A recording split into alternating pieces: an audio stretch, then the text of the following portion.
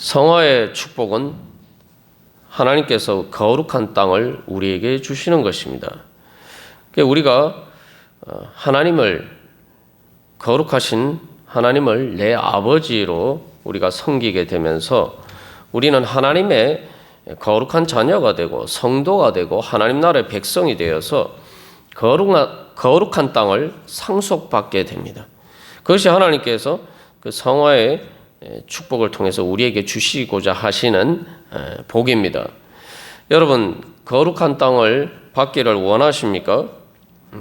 그러면 왜 거룩한 땅이 우리에게 정말 축복이 될까요?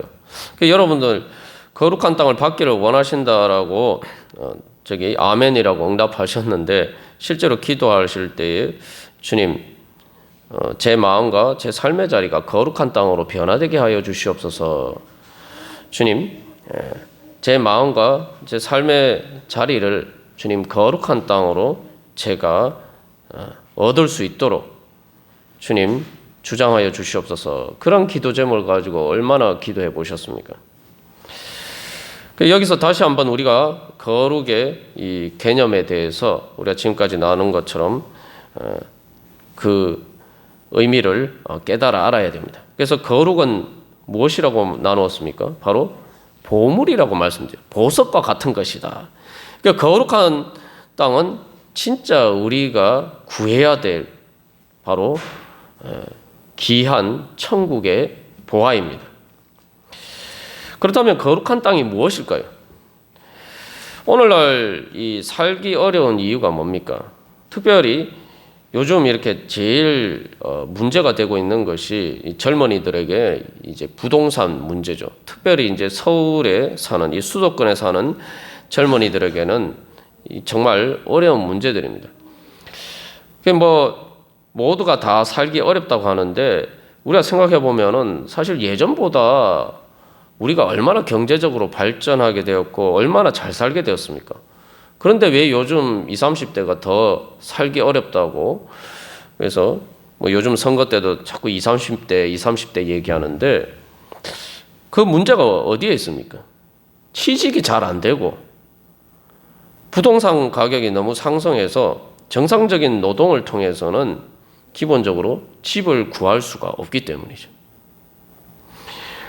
특별히 20대, 30대에게 이제 성인으로서 막 삶을 시작할 수 있는 그 자산이 그 두 가지입니다.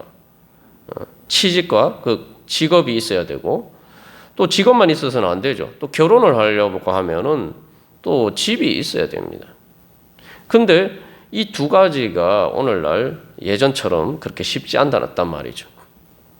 그 예전에는 다 대부분 원래 비정규직이라는 게 그런 말 자체가 없었죠. 예전에 IMF 이전에는 다 정규직이었어요.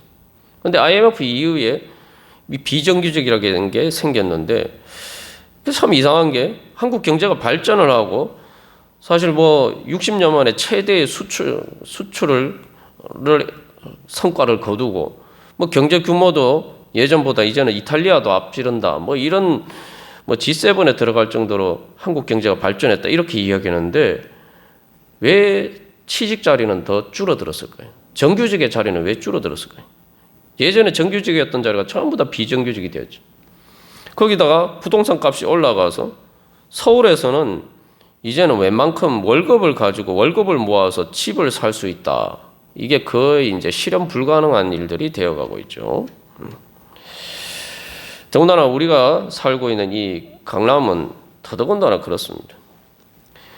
그렇기 때문에 살기 어렵다고 하는 거죠. 그래서 오늘날 이제 능력이다라고 하면은 이제 우리가 흔히 떠올리는 게 이제 돈의 문제입니다. 재산, 자산, 자본이라고 이야기하는 거죠. 할 수 있는 것이죠. 그러니까 사실은 우리가 사는 이 세상에서는 그러한 것들이 사실 힘과 권력의 중요한 원천이 됩니다. 그리고 그 중에서 또 제일 중요한 자산, 자본이 뭡니까? 부동산이에요, 부동산. 그래서 이런 부동산은 사실은 젊었을 때는 상속 재산이 없으면은 얻기가 어려운 거예요. 그래서 부동산과 상속의 문제, 이게 오늘날 우리의 삶의 현실에서도 가장 중요한 이슈입니다. 근데 오늘 로마서 8장에서도 이야기하는 게 뭡니까? 바로 상속의 문제를 이야기하고 있습니다. 땅에 대해서 명시적으로 또 이야기하고 있지 않지만, 그러나 상속이라는 것은 이제 하나님의 거룩한 유업을, 땅을 상속받는다는 것이죠. 그래서 이 로마서 8장은 어떻게 보면은 영적인 문제를 이야기하는 것처럼 보이지만 또한 우리의 삶의 가장 현실적인 문제를 이야기하는 것입니다. 그래서 거룩의 문제는 현실적인 문제예요. 삶의 현실적인 문제예요. 우리가 이 땅에서 물질적으로 내 몸이 살기 위해서는 부동산이 있어야 되고 자산이 있어야 되고, 그래도 내가 뭔가 일을 해서 열매를 거둘 수 있는 직장도 일종의 자기의 삶의 자리, 땅이라고 볼 수 있죠. 그러한 것들이 있어야 돼요. 그러니까 살기 위해서는, 이 땅에서 살기 위해서는 기본적으로 땅이나 자산이나 자본이 있어야 됩니다. 그런데 하나님께서 우리에게 주시고자 하시는 거룩한 땅은 바로 이 땅에서뿐만 아니라 영원히 살기 위해서 하나님께서 우리에게 주시는 상속 재산이고 자산이고 땅입니다. 그래서 거룩은 다른 말로 하면 승리의 영광이에요. 이 거룩의 의미를 우리가 잘 안다면 무엇보다도 올해 하나님께서 주신 목표대로 성화의 열매를 구할 것입니다. 이 축복의 의미를 아는 사람은 정말 간절하게 하나님 앞에 이것을 위해서 구할 것입니다. 하나님께서 목표로 주셨으니까 하나님께서 주시지 않겠습니까? 내가 정한 목표가 아니고 하나님께서 우리에게 성화의 열매를 맺으라고, 성화의 축복을 받으라고 우리를 불러주셨습니다. 그래서 거룩은 승리의 영광을 가져다주는 능력이에요. 그리고 그 승리를 통해서 얻을 수 있는 힘과 권력이 바로 거룩입니다. 그리고 그렇기 때문에 거룩은 우리의 가장 중요한 자산과 우리가 살아가기 위해서 가장 필요한 자본입니다. 그래서 하나님께서는 우리를 왕같은 제사장으로 부르셨다고 하죠. 그 왕같은 제사장. 그래서 오늘 로마서에서는 상속자, 거룩한 땅을 얻을 수 있는 그런 하나님의 상속자로 우리를 불러주셨어요. 그래서 여기서 우리가 기억해야 할 것은 그냥 땅이라고 다 살만한 땅이 아니라는 거죠. 거룩한 땅이라는 것은 하나님 나라고 천국입니다. 다시 말하면은 거룩한 땅이 되어야지 진짜 내가 살만한 땅이 된다는 겁니다. 그리고 내가 영원히 살 수 있는 그러한 땅이 되는 것입니다. 그래서 이 거룩한 땅이 내 땅이 되어야지, 바로 나의 기업, 나의 유업이 되어야지 이게 거룩한 땅인 거예요.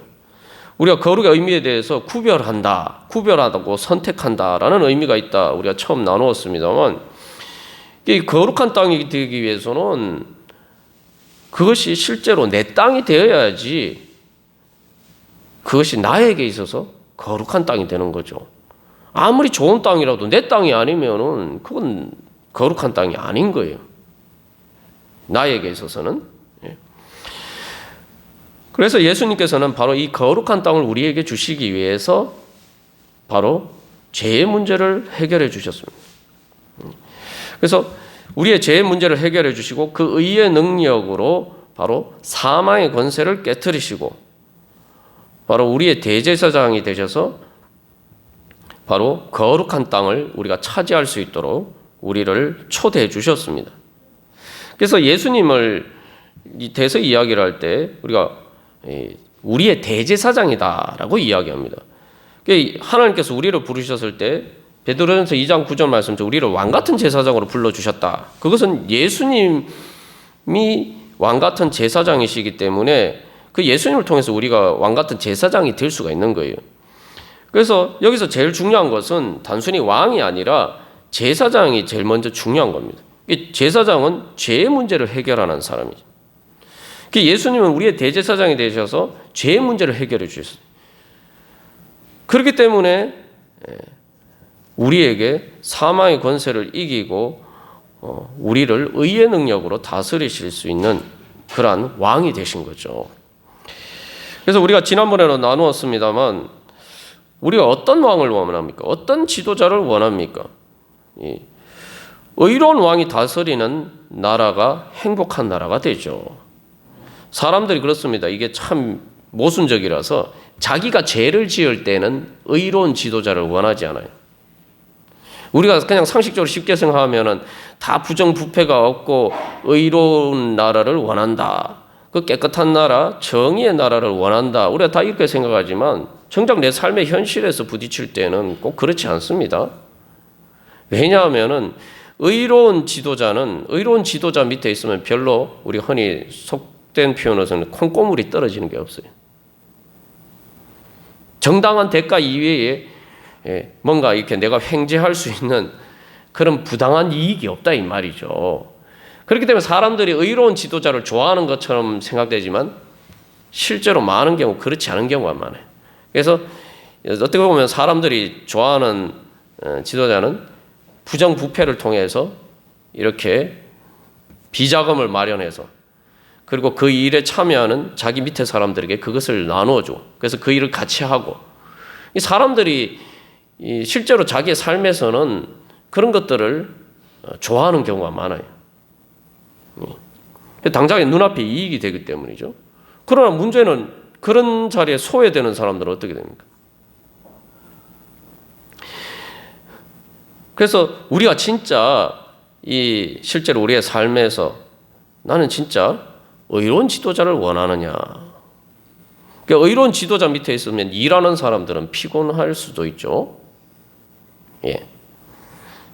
열심히 일을 하는데 뭔가 이렇게 이 부정한 일에 동참하고 얻는 이익을 얻을 수 없기 때문에 싫어할 수도 있어요. 어떻게 보면 그래서 이 의로운 지도자를 사람들이 원하는 것 같지만 꼭 그런 부분들이 아닌 때가 많단 말이죠. 그러나 한 가지 분명한 것은 전부 다 그런 사람들만 있으면 그 나라는 망합니다. 그냥 뭐 조금 이렇게 문제가 생기는 게 아니에요. 어떤 나라든지 지도층이 권한을 가진 사람들이 그렇게 부정부패하면은 그 나라 망하죠. 역사를 보면 우리가 쉽게 다 알 수 있는 일입니다. 그리고 그런 나라에서 사는 것은 고통입니다. 이게 지옥이에요. 그런데도 우리는 정작 내 삶에 이익이 될 때는 얘가 예수님을 또 예수님의 의와 거룩함을 따르지 않을 때가 많다는 말이죠. 그래서 여기서 우리가 다시 한번 이 하나님 나라, 의로운 나라가 우리의 삶에 있어서 얼마나 중요한가. 그래서 공의로운 나라, 정말 정의가 실현되는 나라는 정말 행복한 나라가 됩니다. 사실 뭐 요즘 젊은 사람들이 바라는 것도 그런 거 아니겠습니까? 그죠? 예. 그래서 같이 함께 즐거워하고 기뻐할 수 있는 나라. 그죠? 그런 나라에 살면 이게 신바람이 나는 거예요. 예. 그러면 힘이 생깁니다. 또 그러니까 어떻게 됩니까? 그런 나라는 자연히 부강해지죠. 국력이 강해져요. 그 예전에 그 프랑스 대혁명이 일어나고 나폴레옹이 이제 그 유럽을 제패하는 그런 일들이 있었죠.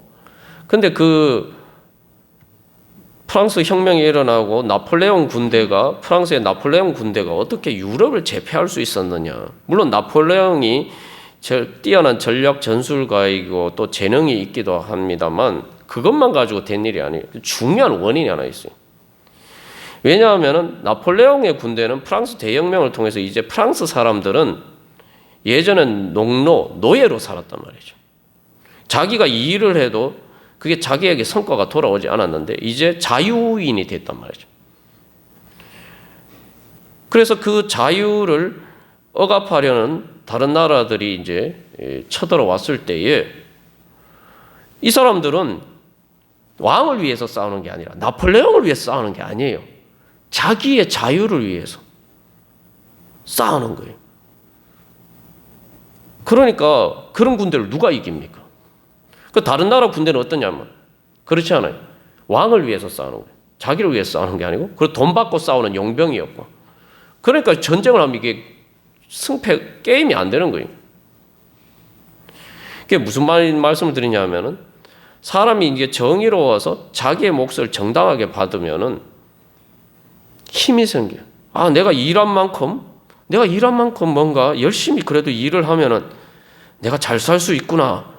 이 소망이 생기면은 사람들이 힘들어도 가난해도 미래에 대한 소망이 있기 때문에 열심히 살 수가 있습니다. 그러면 신바람이 나는 거예요.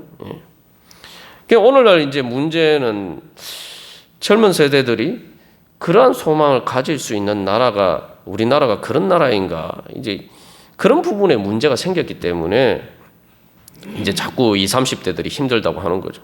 하나님 나라는 근데 그런 나라예요. 그래서 이게 우리가 현실에서도 그렇지만 거룩한 하나님 나라가 가장 또한 강한 나라가 될 수가 있는 거죠. 예. 그래서 예수님께서는 그 주권으로 이제 죄와 사망의 권세를 이기시고 하나님의 공의로 다루시는 의로운 왕으로서 바로 우리의 메시아, 우리의 구세주로서 우리에게를 찾아오셨습니다. 그래서 구약성경을 여러분 보시면 구약성경에도 마찬가지예요. 이스라엘 왕들이 제대로 된 왕, 사실은 공의를 따라서 다스리는 그런 왕이 별로 없었어요.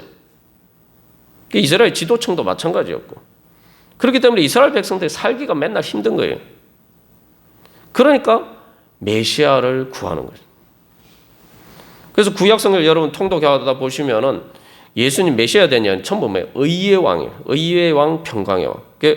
의를 정의로운 왕이 나타나서 바로 세상이 평화롭게 행복하게 살아갈 수 있는 나라를 원했단 말이죠. 그게 메시아에 대한 소망이에요.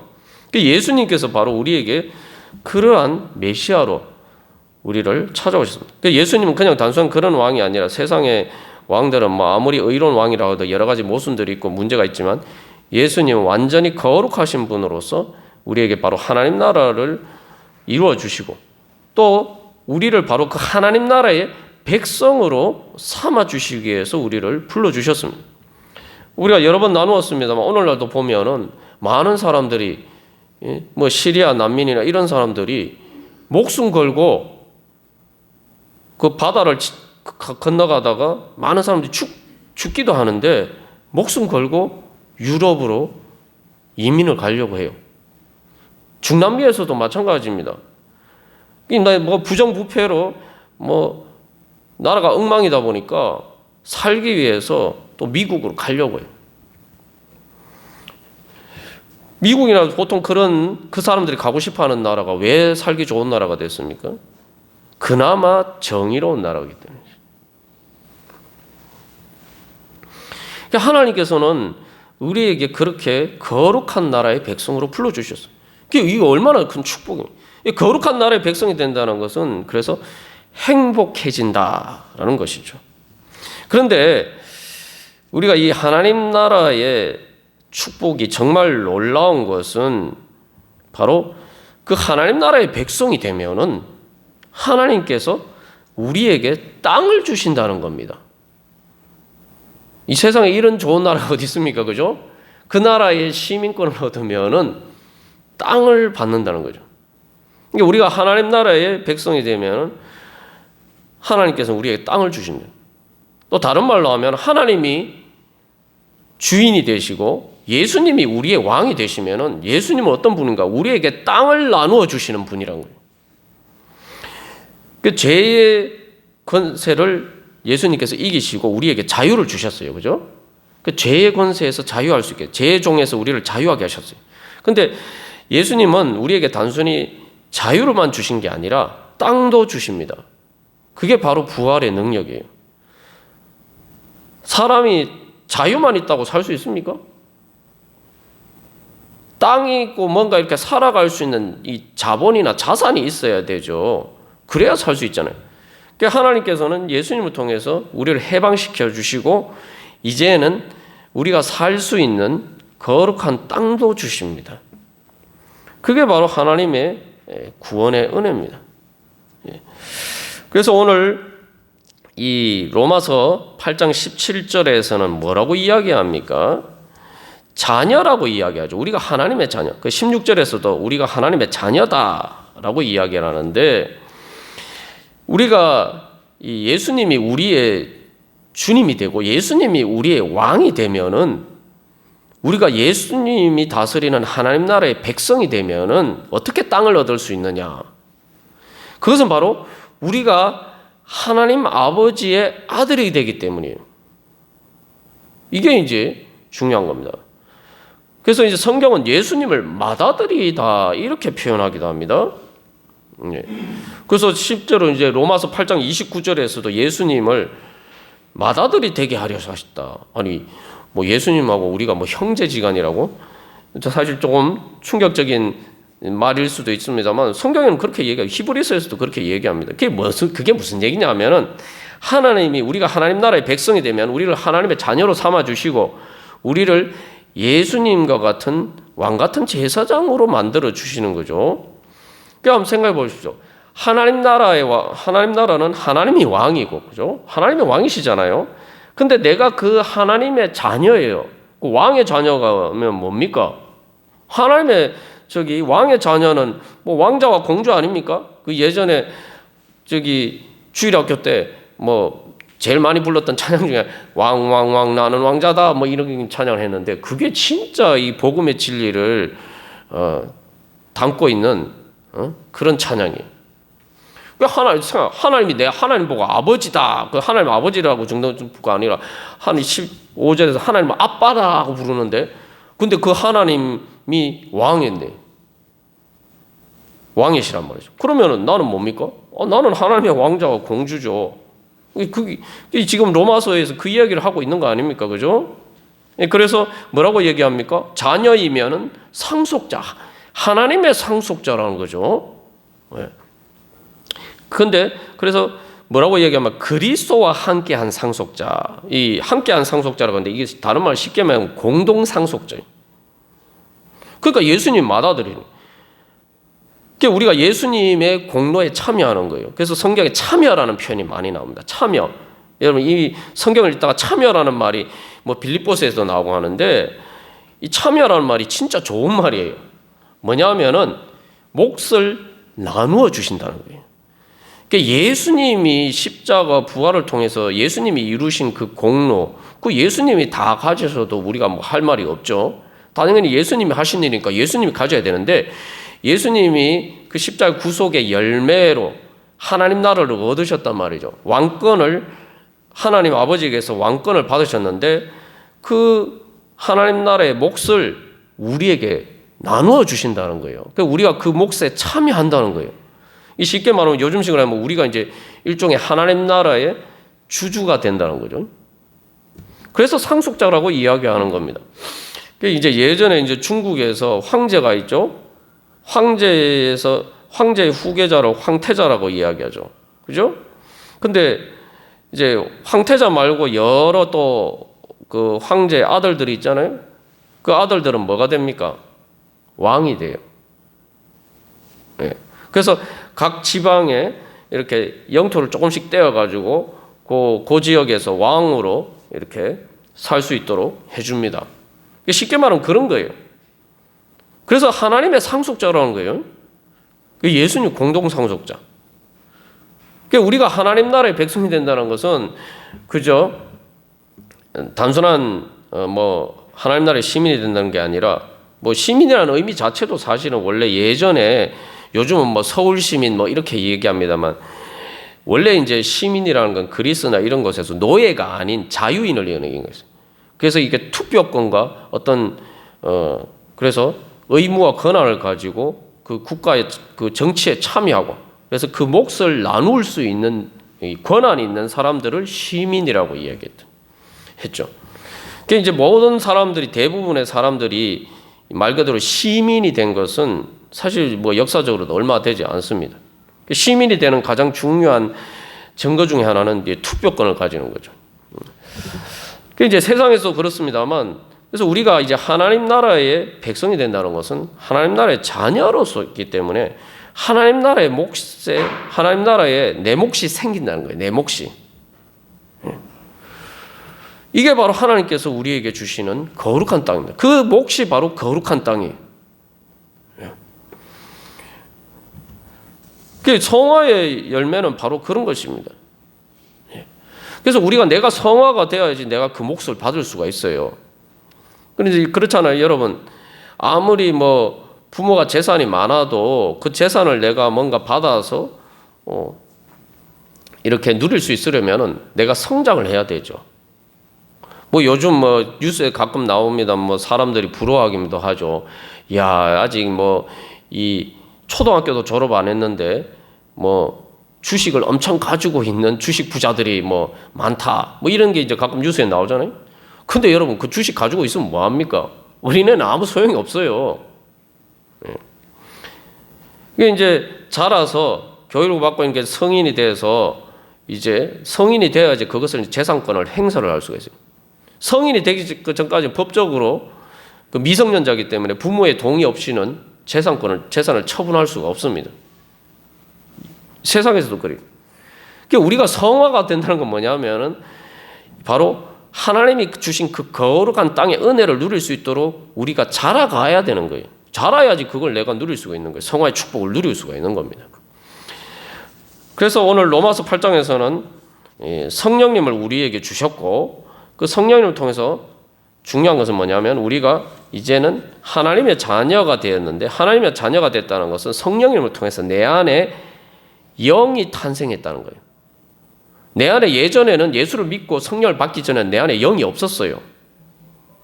그러나 예수를 믿고 성령을 받음으로써 이제 내 안에 영이 살아난 거예요.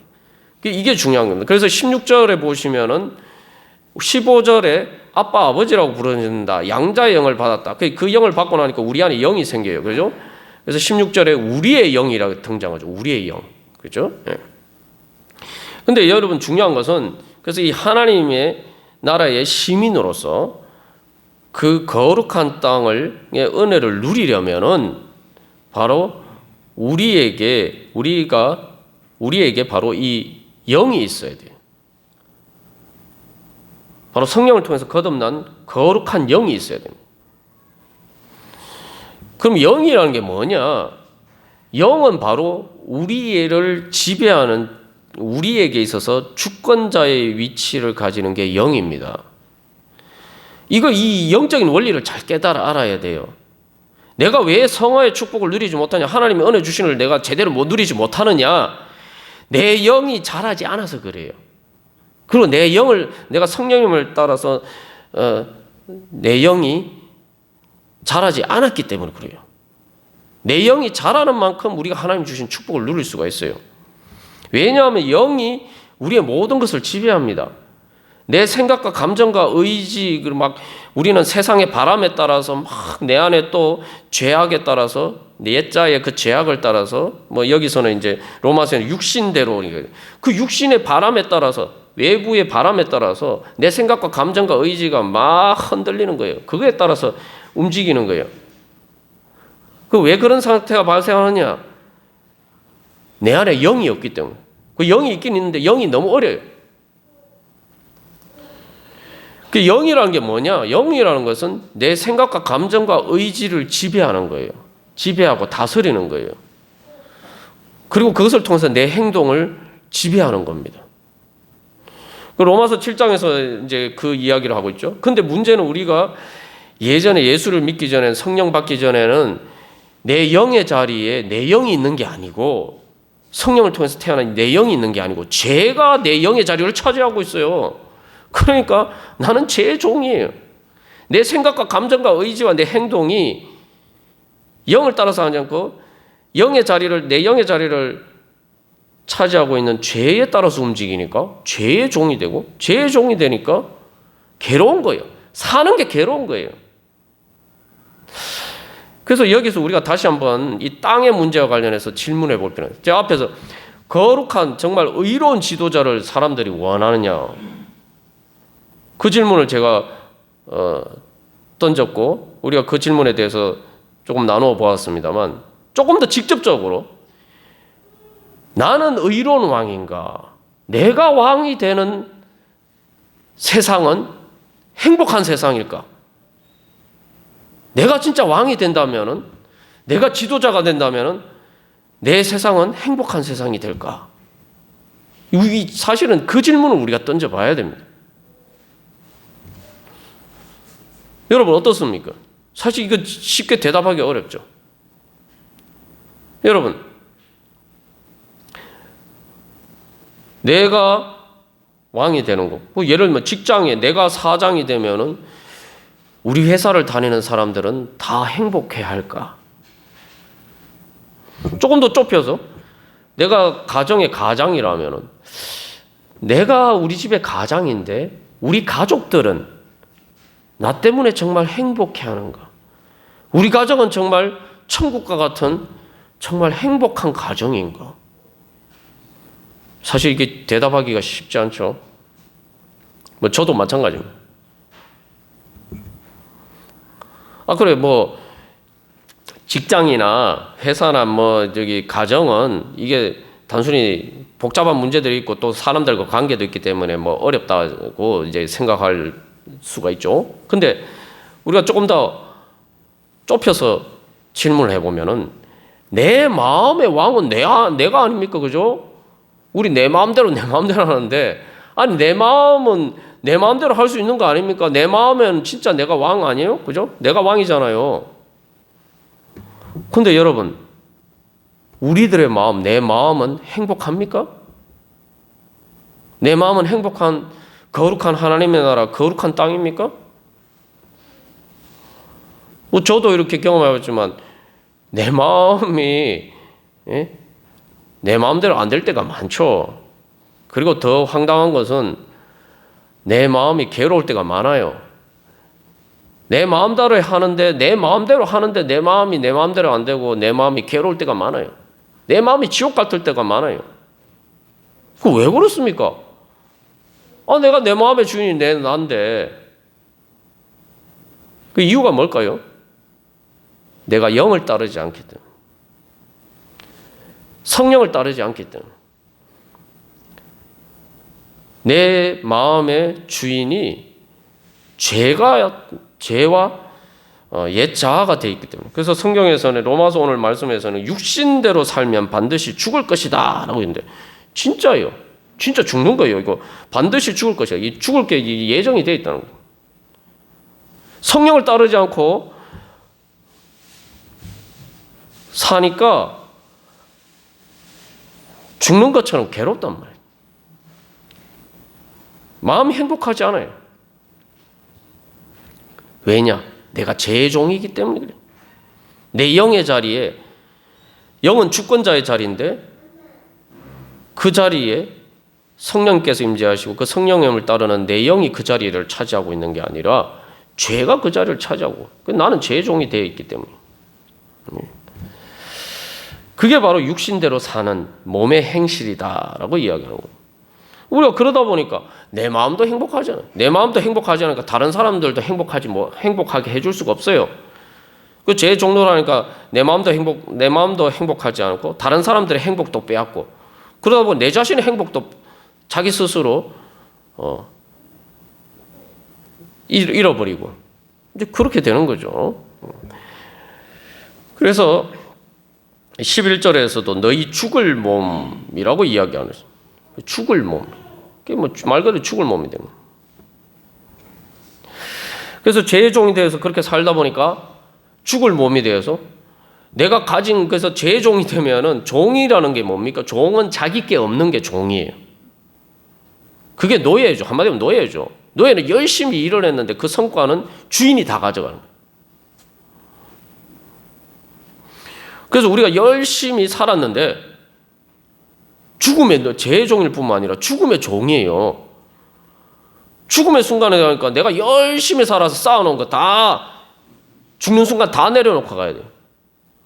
노예가 열심히 일을 했는데 주인이 와서 다 가져가는 것처럼, 내가 평생 열심히 살았는데, 내 평생 열심히 산 거 죽는 순간에 다 내려놓고 사망이 다 가져가 버려요. 그래서 전도서에서 헛되고 헛되니 모든 것이 헛되다. 그 거룩한 땅.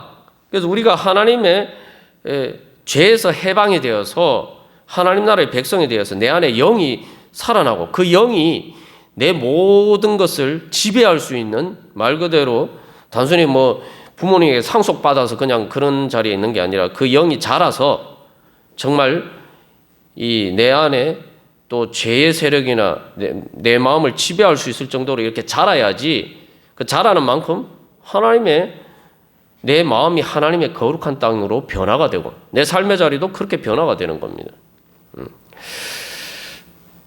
그래서 오늘 주님께서 우리에게 어떤 소망을 주십니까?